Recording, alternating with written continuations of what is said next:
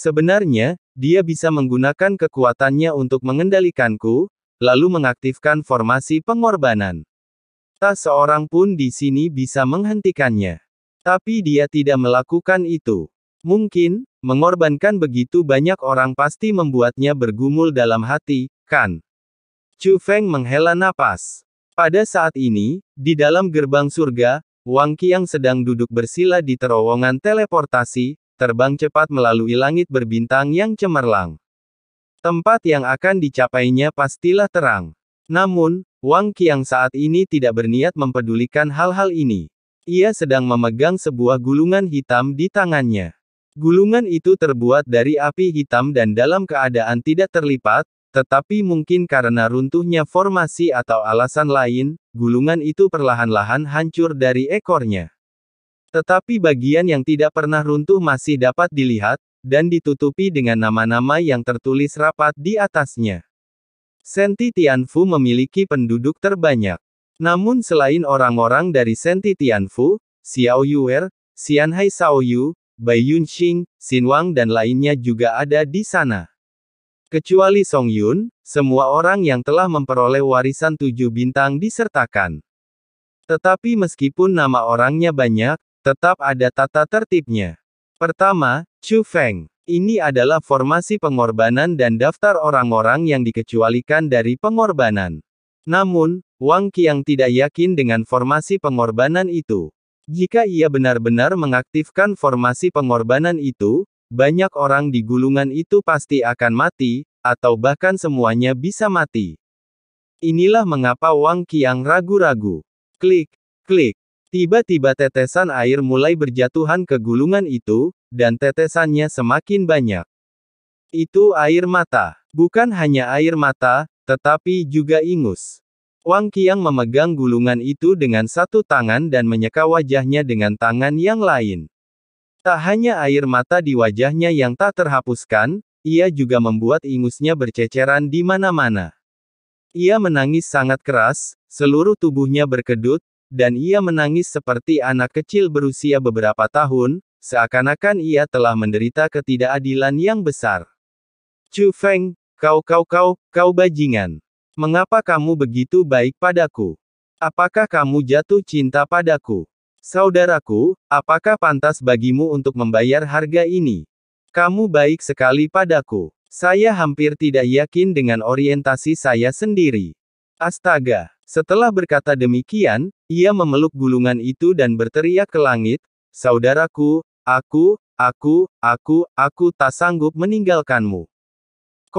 Di dalam makam kuno, bukan saja formasi pengorbanan yang menutupi kekosongan itu runtuh, tetapi juga hancur. Bahkan kekuatan yang menghalangi makam kuno itu pun terangkat pada saat ini, dan orang-orang akhirnya dapat meninggalkan makam kuno itu. Chu Feng membawa Bai Yunxing yang tak sadarkan diri kembali ke tempat semua orang berada. Chu Feng tidak mengatakan yang sebenarnya tentang formasi pengorbanan, tetapi hanya mengatakan bahwa formasinya lah yang menghilangkan formasi pengorbanan. Mengenai keberadaan Wang Qiang, dia mengatakan bahwa Wang Qiang juga menguasai gerbang surga dan menuju ke sungai surgawi ke-9. Semua orang percaya pada kata-kata Chu Feng tanpa ragu. Terlebih lagi, mereka semua sangat gembira karena krisis telah berakhir, jadi wajar saja jika tidak ada yang peduli kemana Wang Qiang pergi. Saudara Xiancheng, aku akan mengembalikan guru abadi giokmu kepadamu. Chu Feng mengembalikan senjata ajaib dan batu giok itu kepada Ye Xiancheng. Bagaimanapun, itu adalah pusaka Ye Xiancheng. Chu Feng meminjam tombak dewa ini saat itu karena dia mengetahui kelemahan monster hitam itu dan menyadari bahwa teknik tombak tak berbentuk milik klan abadi keluarga Ye tepat untuk menahan monster itu. Itulah sebabnya dia meminta Ye Xiancheng untuk meminjam pistol. Lagi pula, pistol abadi giok ini dapat melepaskan kekuatan teknik tombak Wuxiang dengan sempurna. Hehe, ini dewa abadi giok kita. Dia terlalu penting. Kalau tidak, aku akan memberikannya padamu. Ye Xiancheng mengambil jade immortal dan menyimpannya dengan hati-hati, lalu bertanya, katakan padaku yang sebenarnya, apakah cara yang digunakan saat itu yang mencuri seni bela diri warisanku? Itu bukan mencuri, itu merampok, koreksi Chu Feng. Sial, kenapa kamu begitu mesum? Ye Xiancheng terdiam. Meskipun dia sudah menebaknya sejak lama, setelah Chu Feng mengakuinya, dia masih merasa metodenya terlalu keterlaluan. Pada saat yang sama, jauh di dalam makam kuno, Song Changsheng dan Tianjian Qingyuan masih duduk di atas harta karun itu, mengambang di langit berbintang. Mereka masih lemah. Konsumsinya terlalu besar dan tidak dapat dipulihkan dalam waktu singkat. Namun, keduanya akhirnya bernapas lega ketika melihat formasi pengorbanan yang awalnya menutupi langit berbintang itu runtuh. Benar-benar diangkat. Tianjian Qingyuan merasa lega tetapi juga bingung. Ini Chu Feng, kata Song Changsheng dengan nada tertentu. Apakah Chu Feng yang melakukannya? Tanya Tianjian Qingyuan. Tidak seorang pun yang dapat melakukannya kecuali anak itu. Jangan remehkan dia karena dia masih muda. Dia bisa melakukan banyak hal. Lagi pula, asal-usul denyut nadi itu sudah dia dapatkan, kata Song Changsheng. Benar apa yang kamu katakan. Ketika membahas tentang asal-usul denyut nadi, Tianjian Qingyuan harus mengakuinya.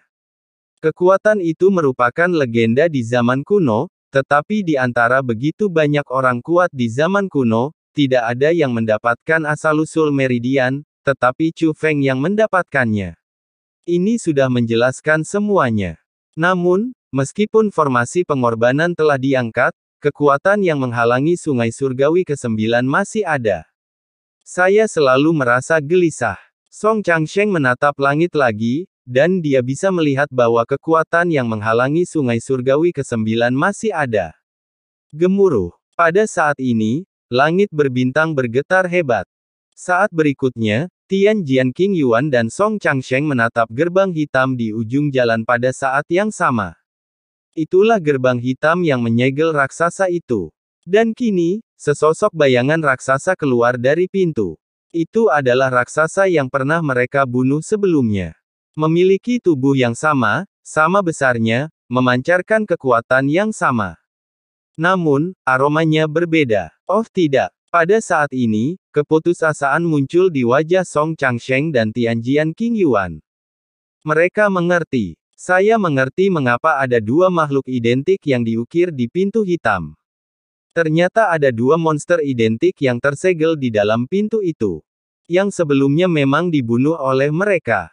Namun di balik pintu itu, ada monster lain yang sama kuatnya. Tetapi mereka berdua tidak lagi memiliki kekuatan untuk melawan raksasa ini. Setelah monster besar itu muncul, ia langsung menatap Song Changsheng dan Tianjian Qingyuan. Tatapannya penuh ironi. Sekarang aku ingin memusnahkan semua makhluk hidup di dunia seni bela diri ini. Bisakah kalian berdua menghentikanku? Makhluk raksasa itu membuka mulutnya dengan suara yang dalam dan menggetarkan kehampaan. Setelah mendengar ini, Song Changsheng dan Tianjian Qingyuan tahu mengapa kekuatan yang memblokir sungai surgawi ke-9 masih ada. Dengan adanya monster besar ini, semua makhluk di 8 sungai surgawi tidak akan bisa melarikan diri. Dan mereka berdua tidak berdaya menghentikannya. Dunia seni bela diri yang luas kemungkinan akan hancur. Saat berikutnya, monster besar itu tidak menyerang Song Changsheng dan Tianjian Qingyuan, tetapi dengan cepat bergegas keluar makam kuno. Oh tidak, dia mengejar Chu Feng. Melihat ini, wajah Tianjian Qingyuan menjadi semakin ketakutan. Ia mengambil pedangnya, memaksakan diri untuk berdiri, dan mencoba menghentikan monster raksasa itu. Namun pada saat ini, sebuah tangan mencengkeram Tianjian Qingyuan. Itu Song Changsheng. Jika targetnya adalah Chu Feng, maka tidak ada yang perlu dikhawatirkan, kata Song Changsheng. Tianjian Qingyuan bingung, tetapi masih menatap raksasa itu. Meskipun raksasa itu sangat besar, jauh lebih besar daripada yang ada di dunia biasa, ia sangat cepat. Namun, dalam sekejap mata, mereka telah menciptakan jarak yang sangat jauh antara mereka dan yang lainnya. Jika mereka terus menunggu seperti ini, tidak akan lama lagi mereka akan berada di depan Chu Feng dan yang lainnya. Ledakan. Namun tiba-tiba, pupil mata Tianjian Qingyuan mengecil dan ekspresinya berubah drastis. Raungan yang dalam mengguncang kehampaan, dan mungkin cukup untuk bergema di seluruh dunia seni bela diri. Monster besar yang berlari liar itu tiba-tiba mengerem dalam kehampaan, menciptakan retakan besar di ruang itu. Alasannya adalah karena guntur 9 warna yang sangat menyilaukan muncul di depannya. Guntur itu begitu dahsyat bagaikan dinding guntur yang menghalangi monster raksasa itu. Namun setelah diamati lebih dekat, ternyata itu bukanlah tembok, melainkan cakar tajam dari binatang buas yang terbuat dari guntur 9 warna. Dan sambil menengok ke arah cakar-cakar tajam itu, seekor binatang guntur yang bahkan lebih besar dari hamparan bintang yang luas tengah berdiri di angkasa berbintang. Di hadapan binatang buas yang bergemuruh ini, makhluk besar itu tampak kecil. Terutama setelah melihat tatapan dingin sang binatang petir, makhluk besar itu benar-benar gemetar. Pada saat yang sama, di dalam sungai langit ke-9, seorang pria paruh baya yang sedang berlatih membuka matanya. Dinginnya mata lelaki itu sama persis dengan dinginnya mata binatang guntur itu. Raungan itu tidak hanya menyebar ke seluruh dunia seni bela diri, tetapi orang-orang juga dapat mendengarnya dengan jelas untuk memahami apa yang sedang terjadi. Itu adalah raungan yang melampaui semua makhluk hidup. Di dalam istana suci 7 alam, Jie Tianran, yang tengah duduk bersila dan berlatih, tiba-tiba membuka matanya, dengan semburat kecemasan di matanya. Suara itu, raungan tadi membangkitkan ingatannya. Di puncak 9 surga, Chu Feng kebetulan membentuk formasi pelindung yang ditinggalkan oleh Chu Xuanyuan. Jie Tianran pernah mendengar suara yang bergema di seluruh dunia seni bela diri. Tidak mungkin untuk memastikannya pada saat itu, dan banyak orang mengira bahwa itu adalah kelahiran seorang tokoh kuat zaman dahulu. Namun kini ia dapat mendengarnya dengan jelas, itu adalah suara gemuruh, namun rasanya sama seperti suara sebelumnya. Makam kuno. Itu bukan seniman bela diri, itu monster. Jie Tianran tak kuasa menahan diri untuk berbicara. Pada saat itu, suara itu berasal dari Zhu Tianhe, tetapi sekarang datangnya dari makam kuno. Namun yang jelas keberadaannya sama saja. Tidak mudah untuk menghadapinya, kata suara di dalam tubuh Jie Tianran. Apakah kamu meremehkan tempat itu? Jie Tianran juga tampak gelisah, menyadari bahwa ia telah meremehkan makam kuno itu. Kamu harus berpegangan erat. Suara di dalam Jie Tianran mengingatkannya. Kalau begitu, jangan berlatih dulu. Jie Tianran berdiri dan segera membentuk formula ajaib. Semburan energi muncul dan menyapu seluruh istana suci 7 alam. Semua orang di istana suci 7 alam merasakan aura itu. Oleh karena itu, semua orang yang kuat dan cukup kuat berangkat dan berkumpul di tempat yang sama. Termasuk juga para tetua setingkat orang suci dan tokoh lainnya di istana suci 7 alam. Itu adalah panggilan dari penguasa istana, dan itu hanya akan digunakan saat sesuatu yang besar terjadi. Di dalam makam kuno, semua orang melihat ke arah kedalaman makam kuno. Apakah itu suara yang sama dari sebelumnya? Apakah ada hubungannya dengan makam kuno itu? Kegembiraan di wajah pemimpin klan Huang Futian dan yang lainnya menghilang, dan mereka sekali lagi diselimuti kepanikan yang tak berujung. Cepat, keluar dari sini. Saat berikutnya, pemimpin klan Huang Futian dan yang lainnya mulai memimpin semua orang untuk terbang keluar. Mereka menyadari bahwa meskipun formasi pengorbanan itu hilang, pemilik raungan itu masih bisa mengambil nyawa mereka. Bahkan pemilik suara itu lebih menakutkan daripada formasi pengorbanan. Kepanikan ini sebenarnya melanda seluruh dunia seni bela diri. Saat itu, suara itu hanya membuat mereka tidak yakin dari mana asalnya, tetapi sekarang setelah terdengar lagi, mereka semakin merasakan kengeriannya. 8 sungai surgawi dan berbagai kekuatan hampir tidak yakin apakah keberadaan seperti itu baik atau buruk bagi mereka.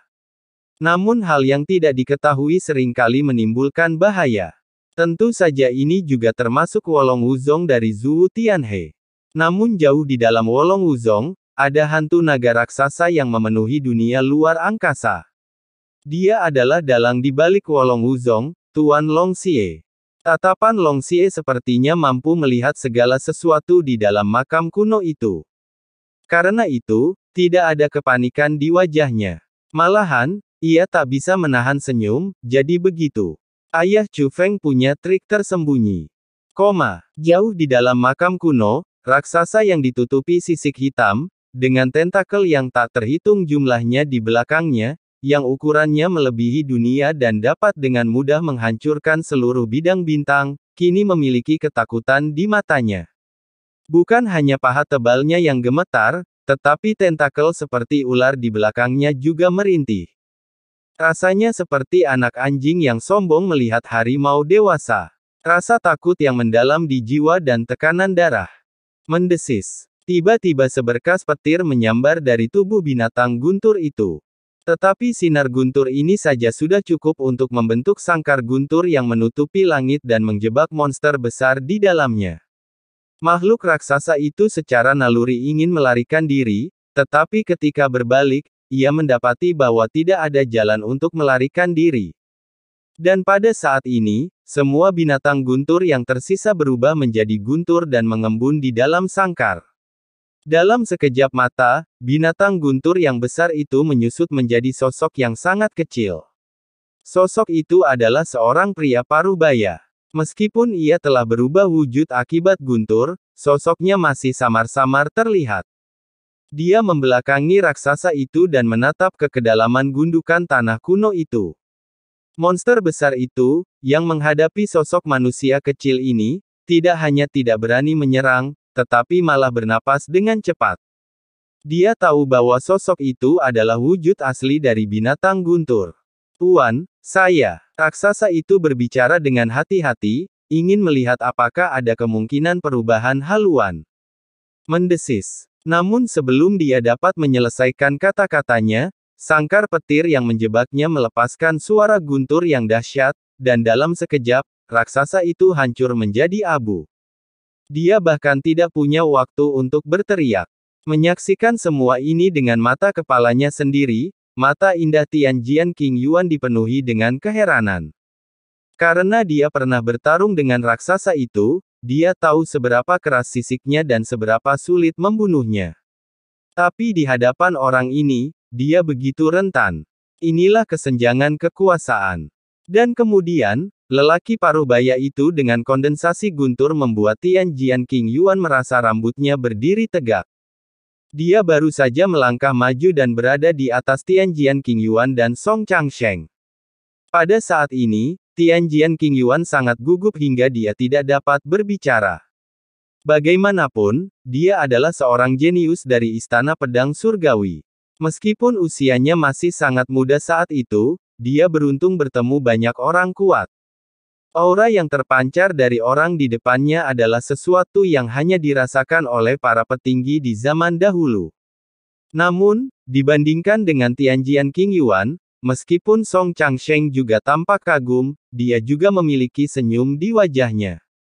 Lagi pula, aku tidak bisa melepaskan anakku, kata Song Changsheng.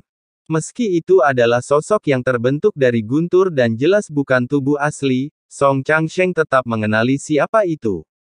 Itu adalah wajah yang tidak akan pernah dilupakannya seumur hidupnya. Chu Yuan, ayah Chu Feng. Setelah mendengar kata-kata Song Changsheng, Tianjian King Yuan tampaknya mengetahui identitas pria paruh baya itu. Tatapan Chu Yuan jatuh pada kapak di samping Song Changsheng, penebang kayu, kapaknya belum diperbaiki. Song Changsheng agak terdiam. Dialah satu-satunya yang tahu bagaimana retakan pada kapak itu terjadi, tetapi dia tetap berkata, tidak semudah itu. Datanglah ke alam ilahi primordial, dan aku akan memberimu yang lebih baik, kata Chu Yuan. Tidak perlu. Song Changsheng menolak dengan tegas, lalu menambahkan, kamu sudah membuat kemajuan pesat. Sepertinya aku bukan tandinganmu. Sebelum aku pergi, kau juga tidak bisa, kata Chu Yuan. Song Changsheng terdiam dan merasakan darah mengalir deras di dadanya. Chu Yuan tersenyum dan berkata, waktunya terbatas. Kita bicara lagi lain kali. Setelah mengatakan ini, Chu Yuan mengalihkan pandangannya ke kedalaman makam kuno. Dia mengepalkan tangan kanannya, dan sangkar guntur di belakangnya berubah menjadi beberapa meteor guntur, berkumpul menuju telapak tangannya. Akhirnya, guntur agung itu berubah menjadi pedang guntur, dan Chu Xuanyuan menebasnya. Gemuruh. Langit berbintang yang luas ini sebenarnya terbagi menjadi dua. Itu adalah celah ruang angkasa yang sangat besar, dunia spasial yang lain. Melihat pemandangan ini, ekspresi Song Changsheng dan Tianjian Qingyuan berubah drastis. Mereka tidak tahu apa-apa tentang tempat ini sebelumnya. Berdengung. Saat berikutnya, cahaya keemasan muncul di celah ruang gelap, dan setelah diamati lebih dekat, ternyata itu adalah sebuah sosok. Anak muda, kamu cukup mampu. Itu suara seorang pria, tidak tua, tetapi jelas bukan milik era ini. Tepat sebelum itu saya bertemu Jie Mubai, pria yang menyebut dirinya kaisar. Kau dalang di balik semua ini, kan? Aku tak peduli apa tujuanmu, cukup berhenti di sini. Jangan ganggu keseimbangan di sini, kata Chu Xuanyuan. Keseimbangan. Bisakah kau menjaga keseimbangan di dunia seni bela diri? Tanya pria yang menyebut dirinya kaisar. Saya tidak bisa menjaga keseimbangan dunia seni bela diri. Tapi aku tidak akan membiarkan orang sepertimu mengambil tindakan terhadap 8 sungai surgawi ini, kata Chu Xuanyuan. Meskipun kau meninggalkan metode ini terhubung ke tubuh utamamu, itu memang menakjubkan. Tapi wujud aslimu pada akhirnya ada di sungai surgawi ke-9. Orang-orang dari sungai surgawi ke-9 tidak bisa kembali ke sini. Bahkan jika aku ingin melakukan sesuatu, bisakah kau menghentikanku? Saat pria yang menyebut dirinya kaisar itu berbicara, tatapan matanya berubah. Saat berikutnya, langit berbintang berubah, bintang-bintang dan langit yang tak terbatas semuanya berubah menjadi emas yang menyilaukan.